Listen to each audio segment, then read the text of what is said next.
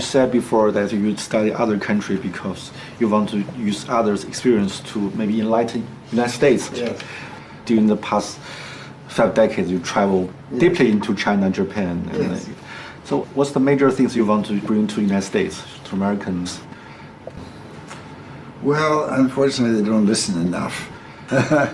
You know, if I really want to try to make America, if I really had power and really want to have fundamental, I think the experience of the countries that were late developers, where the country takes a more active role in trying to guide the whole country, would be really good. For example, we have good suburbs that have good schools. In poor neighborhoods, we have very poor schools, very poor teachers. If you had a national Ministry of Education, you would really try to have a national program, and you would have federal money, national money, to help the backward schools. So you would have a much more equal educational system.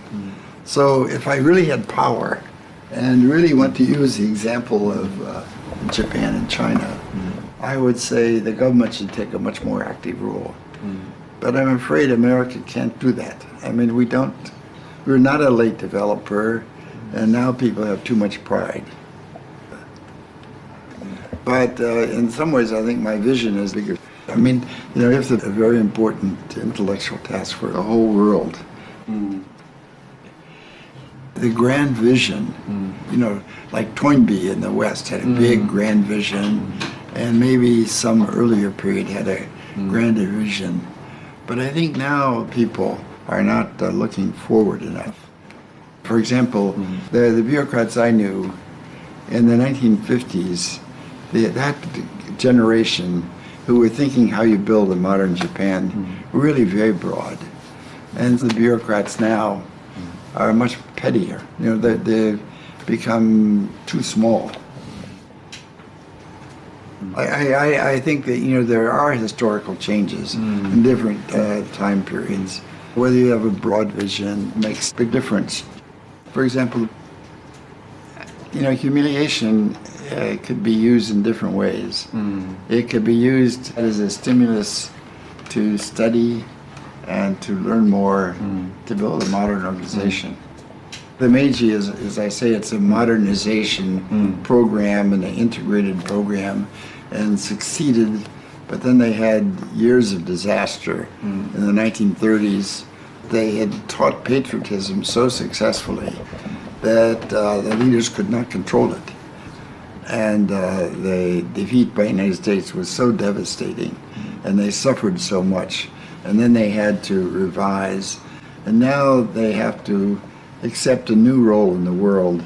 I mean, in a way, it's not so glorious. Japan must accept China as number one in Asia, and America is a much greater, bigger country. They can be a modern country, but it's not so exciting. How to adjust to this new world? They don't have a clear vision. I think in China also, China is new powerful, and they have not yet become comfortable with their power. Now when they go to many other countries, some of the instinct is, look, we're the big shot, please listen to us. There are some people like that, and some other people say, now to get along as we expand, we cannot be too proud. That is a good way. But my impression is that they use a lot of slogans, but they haven't tried to be systematic. They did not have an overall systematic plan about learning from the world in every single area. Geography, local customs, the value system, the religion, the family structure, how to persuade, and how to have deep understanding of people, their deeper feelings. For example, in the United States, propaganda is not a good way to persuade Americans. In the long run, this will not succeed very well. So they do not have yet the mature vision about how to adapt to the rest of the world as they grow. From America's point of view, I think after World War II, in a way, it was kind of a peak. We were the one great country in the world with modern industry. And now China will surpass America in some places. And we don't have a plan. I think our leaders, they have an instinctive reaction from the Cold War. We won't let another country pass. And a lot of people in Washington just want to criticize China, jump on China. But they don't have a vision of how to work with China now. I mean, from my point of view, human civilization is not just about business interests, economic growth, or new technology breakthrough. It's a broader conception. It's a kind of an intellectual development of trying to think the big picture of what is happening. You mentioned the public intellectual tradition. In 1960s, 70s, and until 80s, public intellectual play a very important role in understanding other countries. Now it become more marginal. There is a deeper problem. I mean, comparing with the older generation, people think not curious about different behavior, mentality of others' civilization. We are very self-centered. From your perspective, how to deal with? I don't know the answer. I wish I knew.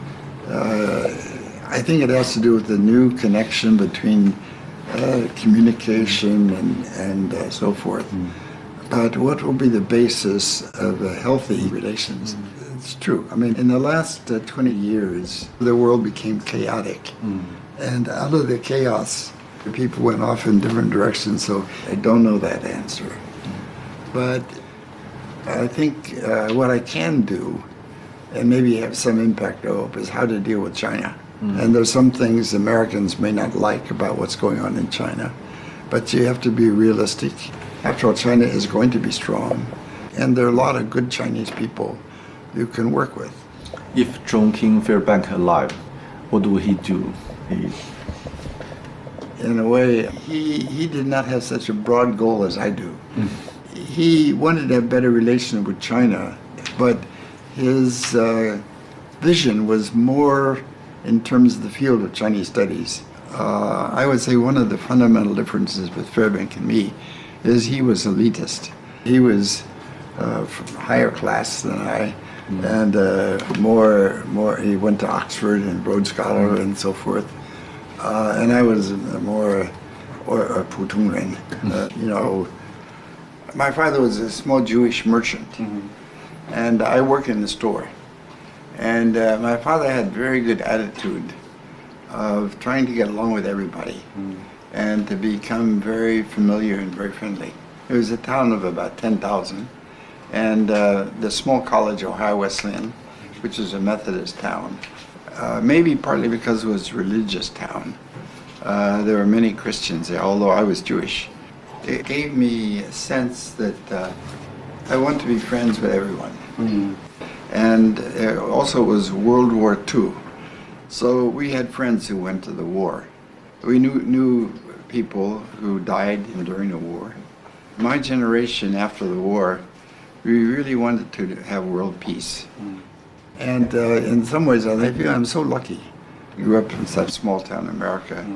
I was given the opportunity to experience so many historical changes. And that to me means so much responsibility. Not because I thought that was so important, but because I thought the relations were so bad and I really want to make, I mean, that's the honest way. I really want those people to get along because there's so many good people in both countries. And there ought to be a better way. And I knew a lot of people. I want them to get along. So maybe I'm immodest. Maybe I'm not correct, but I think I have a contribution to make. So, do you think, I mean, there was a golden age between China and the United States, but now we have so many different complexes between each other. So, I mean, the transition, how the transition happened, is... You know, of course, you know, every country like China and the United States is big and we have many different people. You know, the extreme rightists, the extreme leftists. They don't have the confidence and the vision to really develop a understanding of each other. So how have to find a new path. I'm afraid it could be so hard in the near future. But, well, it's also, I think of the missionaries. I'll give you one example. I knew a Guangdong guy named Yang Mai. Hi, Charlotte. Good to see you. 1.5 years ago, I met Mr. Vogel in Hong Kong. We have an arrangement to meet in Boston. But sorry for your big loss. Sorry. Yeah, Mr. Vogel, he told me Hong Kong, Charlotte is so smart. He said lots of good words about you. I'm curious because we talk about Mr. Vogel's books, thoughts. He was so energetic. From your perspective, what propelled him to do so much? Well, I think it's very interesting what happened. He was, according to him, I wasn't there, but he achieved very well. He went through high school in 3 years. He went through college in 3 years. He took courses during the summer. I mean, he had his master's degree, I think, at 20, something like that. But he didn't have to kill himself. He was a good scholar. It was relatively easy. He could lead a fuller life. And I think what might have kind of kicked him into high gear was when he came back from Japan, he had a job offer from Columbia. And so he and his wife decided sell the house and, think about moving to New York. So he came up to Harvard, so went through the process of selling the house and dropped in on one of his former professors, John Pelzel. And they chatted. And it turned out that Harvard and actually several other major universities around the country had just been given the mission to develop a whole new generation of China scholars. We had just gone through the McCarthy period of purging. Purging is probably too strong a word, but casting suspicion on a lot of older scholars who had studied China, maybe they were communist leaning. And so once that was over, there was a decision made to start generating a whole new cohort of scholars to study China. And Pelzel said to Ezra, would you like to do China? Ezra had never taken a China course, didn't speak Chinese. Chinese is nothing like Japanese. I mean, a lot of Americans think, you just go from one to the other. I mean, as you know, they are totally different. And Ezra said, wow, China. He said he might be interested. So Pelzel got on the phone, called Fairbank and said, Ezra might be interested in this. This is all happening in the space of a long weekend. So Fairbank came over. He thought Ezra was a good candidate, and Ezra had to explain, actually, I have to tell Columbia by the end of this weekend whether or not I'm going to accept that job. So they said, okay, you can have the Harvard job. And I think that was when he really started to feel burdened, that he was going to have to really work like mad to justify that appointment. I mean, he was so glad to have the opportunity to be involved in a great change. And he was panicked about having to appear as a China expert on the basis of a 3-year fellowship out of the blue. It was this constant need to prove himself worthy of that trust that kept him going. I mean, we knew he was a workaholic. Who doesn't know that? He was just very, very conscientious from a spouse and kids' point of view, more conscientious than we would have liked. And this was shortly after Ezra had died. And all kinds of people were saying, how much Ezra meant to him. I mean, professional people, former students, people who had been fellows at Harvard, this kind of thing, who had just met him. And so I asked the kids, how do you feel when you hear all of these people praising your father? And I didn't even give them a chance to answer. I said, I'll tell you how I feel. I feel annoyed. And they burst out laughing because they felt exactly the same way. Why is he giving all of these people all of this time when we feel he's giving them our time? Yeah. 好了。Okay. Thank you.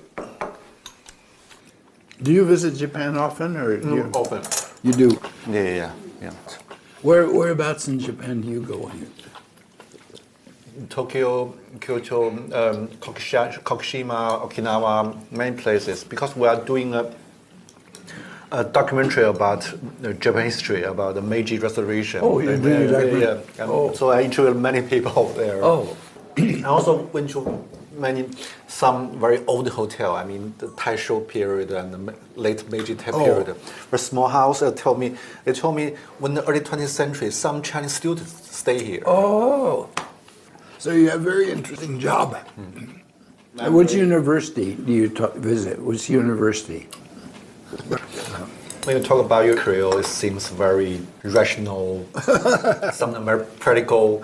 What's your irrational part? My irrational part? My desk is a little bit of a mess. I'm not organized, and my old papers are a terrible mess. And my wife keeps telling me, clean up your mess. She's a very good wife for me because she's smart, she understands, but she treats me like an ordinary person. She doesn't treat me like a famous person. What does the fame mean to you? I mean, 1979, especially that year, suddenly you become so famous in those Actually, it turned out to be kind of fun because I was famous. I met all kinds of interesting people. But the first time I became famous, I was 49. It was too late to change. You wish it happened in 29? No. It's better it didn't happen because then I might be a different person. But I don't think I acted like a famous person so much because all my life, my basic image, my friendship, everything had nothing to do with fame. I don't have any special talent.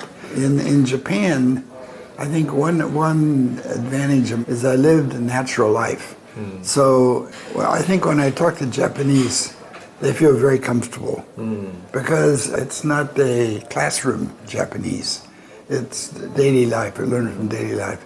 And to some extent, China is the same way. I tried to talk in a way that people actually talk to each other. So it was not always the best classroom language, and maybe some mistakes, but it communicates and you're wrenching work. So I think my language, it helped my interest in intellectual life and ideas and curiosity. For example, how I would be with a bunch of Japanese men in the evening at a bar. こういうこと考えるかなと。そういうことあるんかな。Could it be such a thing? And, oh yeah. It's kind of a questioning style. And in a way it's more modest. They watch, what the other person says and thinks very carefully so they don't make a mistake. Chinese are way more straightforward. 你应该听我的话吧，你应该听，你不要这样做了吧，那是太简单的事啊，你应该多考虑这些问题了，听我的。More of a power. I mean, it was kind of an interesting, at Harvard we have the young scholars, we would have a lunchroom. And somebody would say, oh yeah, well that's one way, here's another way of looking at it.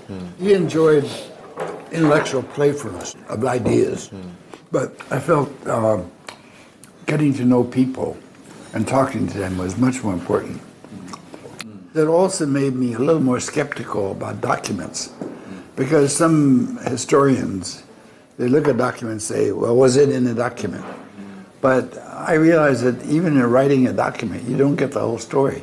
The document does not tell everything. And sometimes the documents have some purpose. So that sometimes talking to people, maybe it's not as precise and not as accurate, but sometimes it can be deeper and you understand why the documents. So I kept learning from talking to people a lot, yeah. So it's very important, yeah. And in your book, you seldom show your scholar side. I mean, very straightforward and focus on the facts and yeah, why? Well, I think that's to what I'm trying to do is not so important. I grew up in a small town. Most of my high school friends did not go to college. Some went to college. When I was writing, I would try to think, what can those guys understand? And always try to have stories, because in the United States, people, they didn't care so much about other people's point of view. If you say, I don't particularly like bar art, but if it's Americans at a bar, hey, what you think, man? Don't think of it that way, yeah. Let's think of it this way, yeah. Let's have another drink. That guy is crazy, man. He doesn't know what he's doing. Yeah.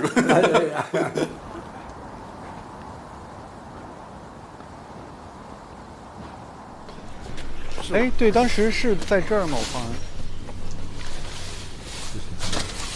没上班，为什么带人喜欢锁门呢？真是不明白。傅高义先生来的时候，办公室应该是在这个吗？哦，这是傅高义住的地方。那我们去网球场那边走走呗。对。傅先生讲他住的那个楼的特征，大概就是这一片。这里。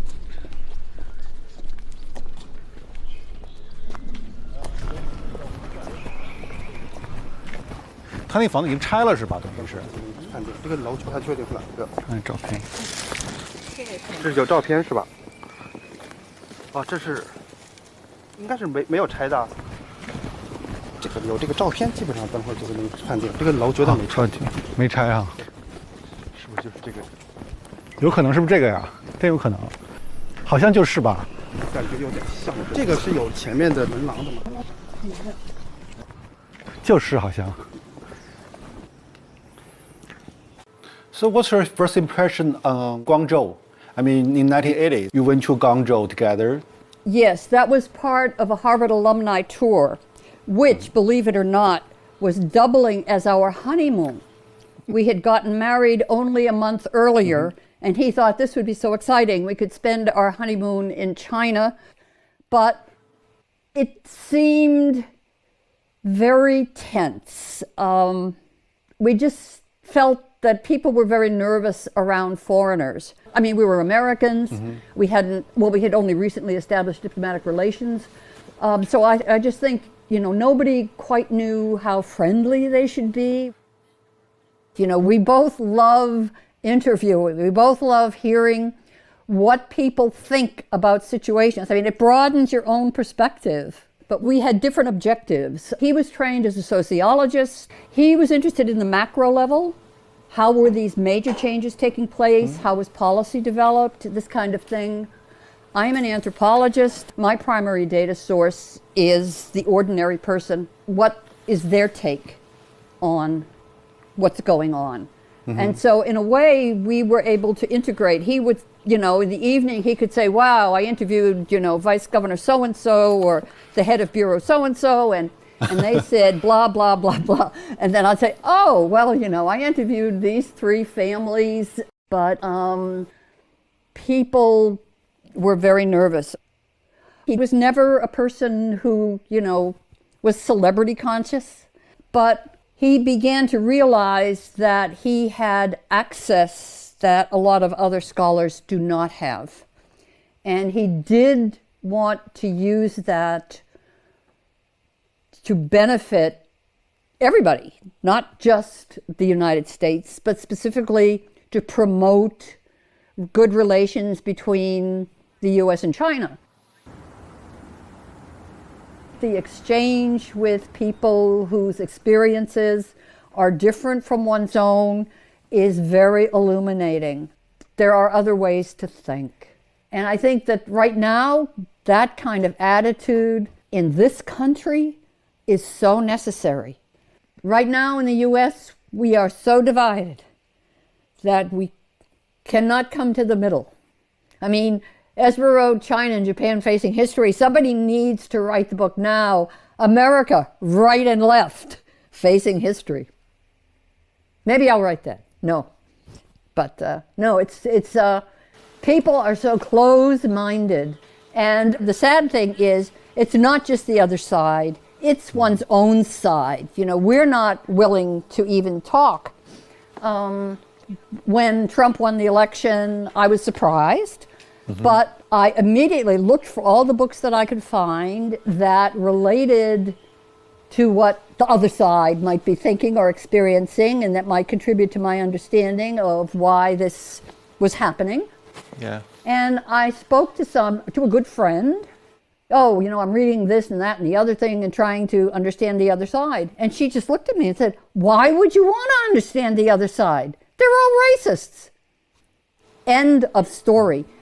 And this is an intelligent person whose opinion I normally respect. And she's still my very good friend. But why would I even try to understand another side? Surprised her. People are just absolutely closed. We don't need that. We don't need that in the same country. We certainly do not need that between China and the US. People need to understand why there are different points of view and how can you find a middle ground. I mean, we both sincerely wish people could listen to other people and respect their opinions, or at least understand them. So you discuss the issue with Ezra a lot? Very often? Well, I wouldn't say a lot. I mean, you know, we're sitting there at the kitchen table. I'm reading the Boston Globe. He's reading the New York Times. Now I have to read the New York Times myself. And I'll say, oh, did you see this story on blah, blah, blah? Or Trump is doing X, Y, Z. Yeah, I mean, we would discuss them like that. Or something terrible. I mean, I am so glad, it's just going to sound stupid. I'm so glad he didn't see January 6th. It would have broken his heart.